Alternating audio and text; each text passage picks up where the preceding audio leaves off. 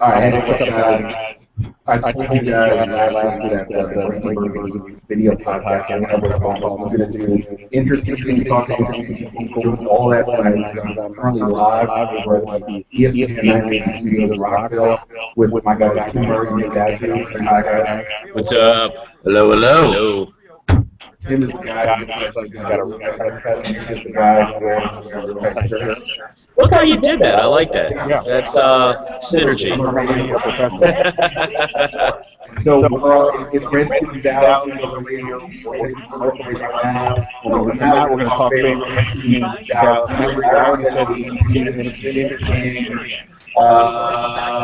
I was 2012, week 17. And Tim had an origin-free memory because...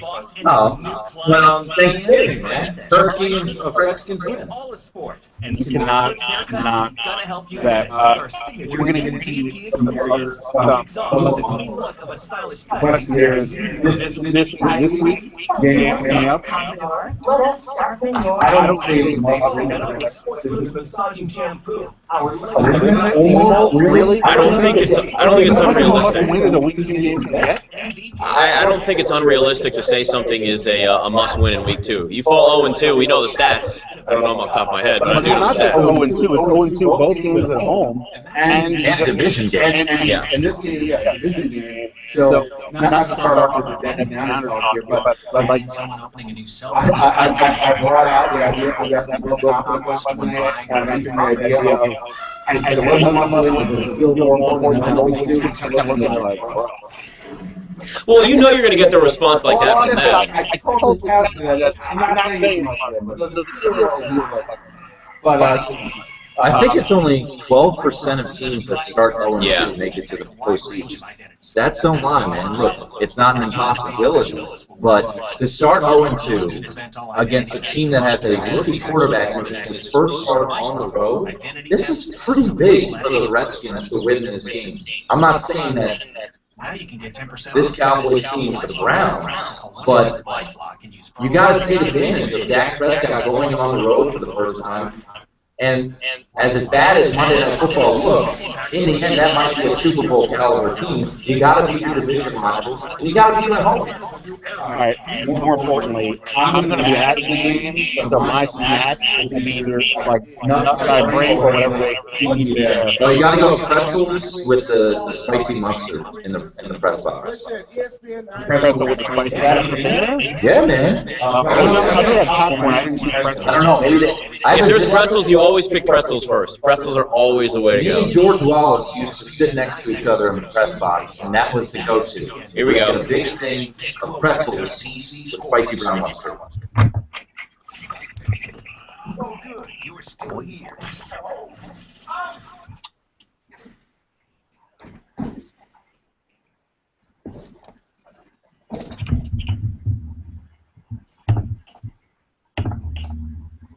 Want to bring it back?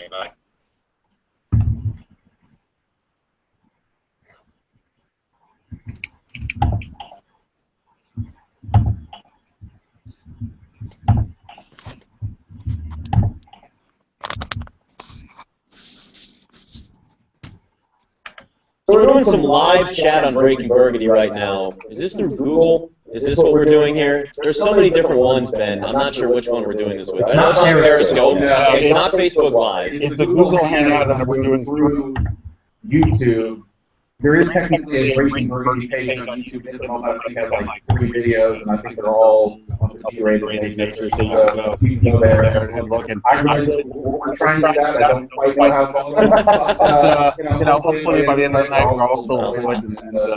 Yeah, look, we can keep this going. It's fine. It's a little behind the scenes. I mean, I want to start doing some Facebook Live and Periscope Live look-ins with this show when we can anyway. So I'm down. That's fine. It's a good way to start it off. I'm not really sure what source this is going to, but I'm sure you can check out @BreakBurgundy on Twitter, and you'll get everything you need. Hopefully it's not on Russian television or whatever Larry King's broadcast. Oh, Russian television. He sets me up for a Russian voice. We'll see how this is. He's a good friend. Larry King, hello. Yeah, we just did 2 bad impressions at once. And that's what we do here on DMV Game Time. I learned from the best. 301-230-0988. Dallas, it's been a lot this week. talking negatively. Rightfully so. Oh, that's not fair. We said some nice things. We had a whole segment on only being happy, and we even played the Pharrell song. Weather was good. Yeah. Dustin Hopkins helped me win a fantasy game. I grilled wings. I had a good beer. I think grilled wings are underrated. Oh, man. If you get a dry rub on them first, get a nice sear, and then let them sit, if they're sour or not. But if they're not, free publicity. Hard Times. Their wings are fantastic. Love me some grilled wings and Hard Times. And if you'd like to be a sponsor of Hard Times, we'd be more than willing to talk how much we love your wings from now on, too. We'll go all the time. I'll go sit there during the show. No, there's nothing worse than, no. If you eat on air, I have to leave. I'm going to tell people on the radio that you played the Homer Simpson voice, or Homer Simpson face, and then I just saw in the Google. Oh, that's great. Yeah, you really did. Yeah, don't forget. This is actually showing up in the Google chat room right now. No, you're 301-230-0980. Ben remembers one of the greatest memories in Redskins history, the NFC Championship game. Unfortunately, Nick and I weren't on this earth. We've only seen highlights of it, and we wish we were there. We wish we could remember it. So we went a little more recent variety in our favorite memory. Nick with Week 17, I couldn't do the same thing. So I did Thanksgiving. Hey, food, and the Redskins went to the Cowboys. Hopefully, we can duplicate that this year, because that makes Thanksgiving that much better. Oh, yeah. The turkey tastes so much better when you're beating the Cowboys' ass. Let's go to the phone. 301-230-0980. By the way, you can tweet us at Tim Murray, at Nick Ashooh, at Ben Stendig, at Break Burgundy, at ESPN 980. What else? I don't know. How are we getting this Google thing? What is it again, Ben? Yeah, sure. You set this up, man. Well, I wasn't actually Too late. I guess you go to YouTube, type in Break Burgundy, and something should come up. I don't know how this is going to work with the callers because we can't hear them out here. So this will make really good podcast when they can't hear them. This is a behind the scenes of what we do. And you'll look out loud what people said and all that. It'll be fun. It's going to be other stories. What's up, dude? What's going on, man?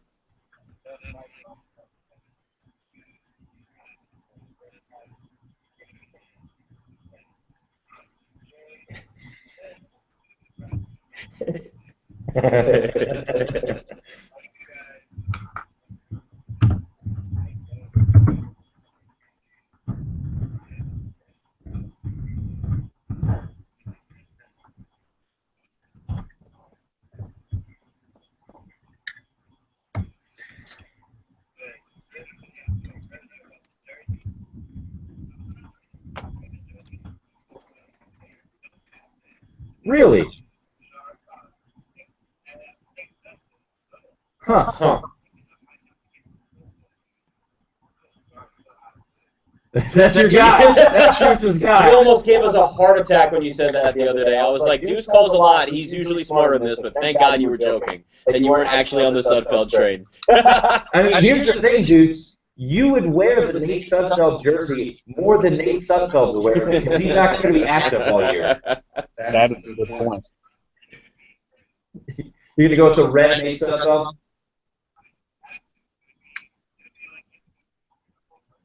Yes, exactly. Yeah, I know. The Cole Brennan jersey. At least Nate Sudfeld appreciates the call. So at least Nate Sudfeld's on the active roster. That's true.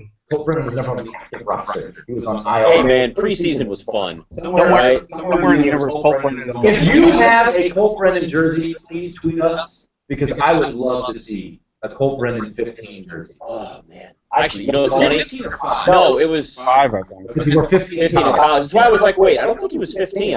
But again, the fact that we know Cole Brennan's number is embarrassing. That's ridiculous. Man, that was a fun preseason. What was Jordan Palmer's number? Oh, man. 17? Yeah, that's The pride of UTEP? my brain cells not keep stuck down. Marcus Mason was, what, 23? 32. I think he was both. Didn't he have multiple numbers? Yeah, I think he was 23, and then when he actually got the active roster, I think he got 32, but he never actually played. But By the way, this is why the Robert Kelly thing, we went from being like he was on the verge of being in the Hall of Fame with that guy. So, oh no, we're going to bypass that because if running another week like this one, he's going to go from being in that conversation and we got there to he might be playing a lot. And I'm excited about that. Favorite Redskins Cowboys memory? Let's go to Terry. Terry, what's going on?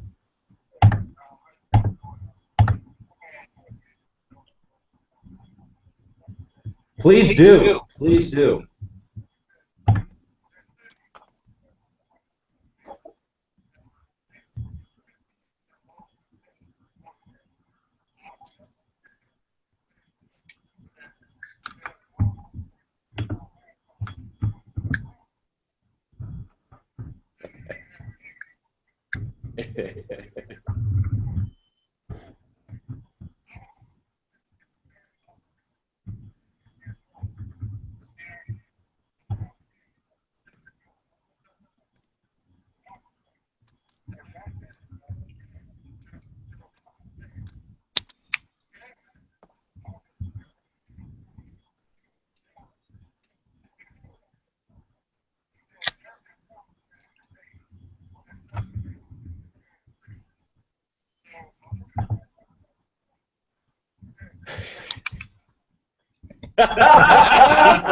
That's a fan right there.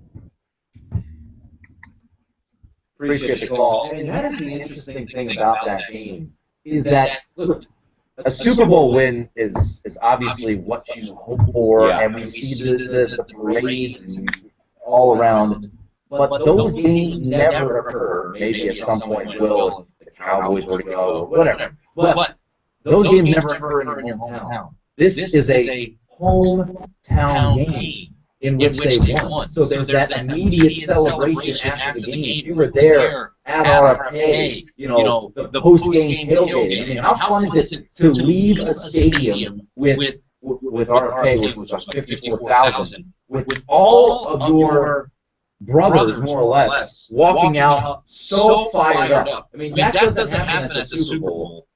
Here at RFK in '82, that's why I tend to, once again, didn't live it, but from what the callers have said, what you said, Ben, that's why this game was so big, because it was here. It happened here. I need to interrupt real quick because something big just happened in this Jets-Bills game, and Twitter is blowing up. Brandon Marshall down on the field, grabbing his knee in agony. I've seen 1, 2, 3, 4, 5, 6, 7, 8 tweets in a row from just either fantasy or NFL people. All of them say, "Oh no, oh no, oh no, no, oh no." But it feels like it's an oh no, not just because the fans, but because it's like, it's not one of those injuries.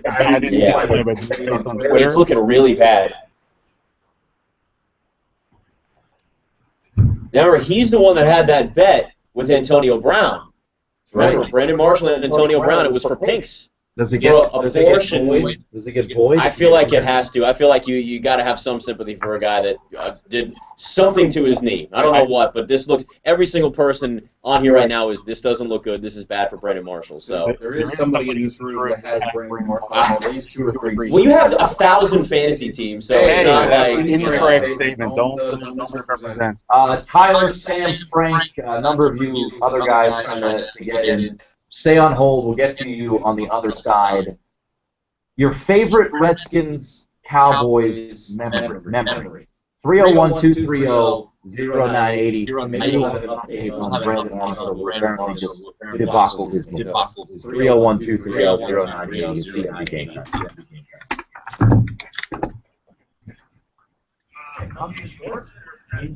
Now just blow it out. Yeah, this is more fun. All right. So we'll go back to this.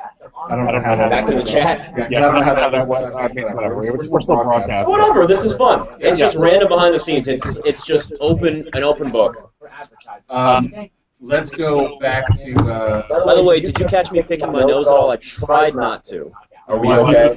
God knows what I'm doing back here.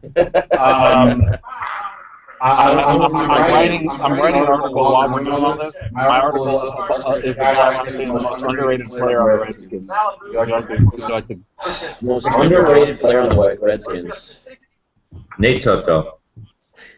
Really, this we're gonna go right off the bat. Based on the amount of talk he had in this last 10 minutes, he's overrated. That's true. That's true. He is overrated. Yeah, I think Will Compton is still incredibly underrated for this team. Or Mason Foster. I know I'm breaking the rules and I'm doing two, but I think both of those guys still don't get the credit for how good they are. I think a lot of it is because they're guys that sort of came out of nowhere for this team. And you look at Will Compton, who went all the way from the practice squad to now being the leader of that linebacker room. But you look at both of those guys right now who have the potential to be serious stars for this team long term. Those would probably be my picks, honestly. Well, just think about the rise of Will Compton. Practice squad, active roster. Now he's a captain of this team. Marshall State told us he's the guy who has the keys to the defensive room. Yeah. But I'll say Pierre Garçon. I think he is incredibly underrated. I know he's paid well, but Pierre Garçon's a guy. You're smirking, man. What does that mean? So last year, kind of was an anomaly if you look at it. Brandon Marshall's made it flat. I think he proved that. Yeah. Brandon Marshall has had a lot of injuries. That was hurt, probably. Yeah, that one is not good. Hey, you're a Jets fan, I forgot. Sucks to be you, nerd. Alright, so I'm smirking because I'm going to grab. I think there's someone on one. I think there's someone on one. Well, these guys are good radio. Terrible Google Hangout. Well, look, we got a producer walking in the studio. Look, you said you wanted this to just be an open book, so this is how it goes. I was looking, Timothy, because this article is on Pierre Garçon. There you go. There we go. Because I think everybody's like, oh, the Redskins have this high-powered offense. They'll rattle off Kirk Cousins, Jordan Reed, Deshaun. Everybody wants to see Josh Dodson. They talk about the running game. Pierre Garçon, it's like he comes with the furniture. Yeah, he exists, but he's not flashy. He only gets like first downs. He doesn't do the things that the deep receiver era gets credit for. Well, and he's the guy that, in critical spots last year, 3rd down and 10, he gets you 11 yards across the middle. Look, and I think I'm going to kind of reiterate what you said, but yeah, Deshaun Jackson, and look, I think Deshaun's going to have a phenomenal season, but he gets you the 60-yard touchdown reception. Jordan Reed gets you the big numbers and the big touchdowns. Pierre Garçon is that, take your lunch pail to work type guy, blue collar, whatever you want to use to define him. So I think he's a guy who's getting paid handsomely, but I still think he's a guy that's overlooked a lot when it comes to that. He's not flashy, and I think that's one of the things, too, is you have a guy that's – so many receivers are expected to be flashy and flamboyant and loud, and he's not really that guy, but he's the tough guy out there. He runs behind Ward a lot. He'll go out there and make a big block. He'll be dependable with his plays, his catches. All right, we're coming back here. We got a radio show now. Yeah.